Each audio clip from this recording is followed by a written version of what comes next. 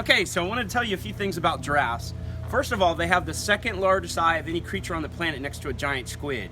So above the water, biggest eye you'll ever see. Their brain is pretty small for the size of their head, but look how big his head is. Of course, a human being's brain's pretty small for the size of their head too, so it doesn't really mean much. They have, the interesting thing about them is they're tall and skinny, and that's really the secret why they have a long neck. Africa's a giant continent, so they're tall and skinny. If they want to be cool, they face the sun.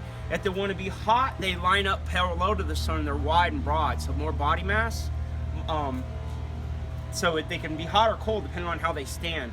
There's an artery that feeds the patches, and the patches have veins that run through them, and they all work just like radiators, so that's pretty amazing.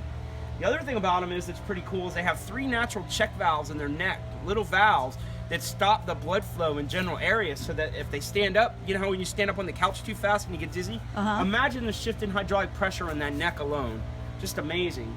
They have cloven hooves, which 2-toed hooves and 5 stomachs, so we take care of them like a cow, because there are no drugs or vaccines labeled for giraffes. So we use cow medicines on him.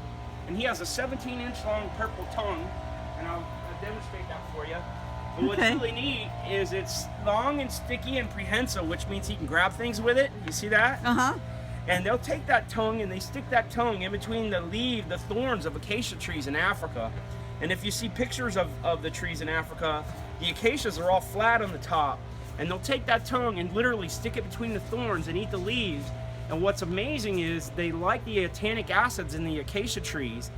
But the acacia tree, now this is a tree, acacia tree senses it's being fed on, steps up its production of tannic acid, makes itself unpalatable so the giraffe leaves the tree alone. And if that's not enough, the acacia tree sends a vibration down the cambium, which is part of the tree between the heart and the bark, and sends a vibration down through its roots and tells all the other acacia trees, hey guys, we're being fed on. All the other acacia trees steps up their production of tannic acid too. Makes them self-unpalatable. And I'm not talking the tree right next to it. Yeah, it's amazing, isn't it? Now, imagine if a tree can do that with a vibration, imagine what a person can do. We speak to each other all the time in vibration just by the way that we carry ourselves. Right. If we're happy, it's contagious. If we're crabby, it's contagious. So just imagine if a tree can do that, imagine what a human can do. It's remarkable, isn't it? Yes. Oh my gosh. I hope you enjoyed Coulter. He's Oh, awesome, I love isn't he? Coulter. Coulter, I'm gonna take you home, Coulter. I want to take you home.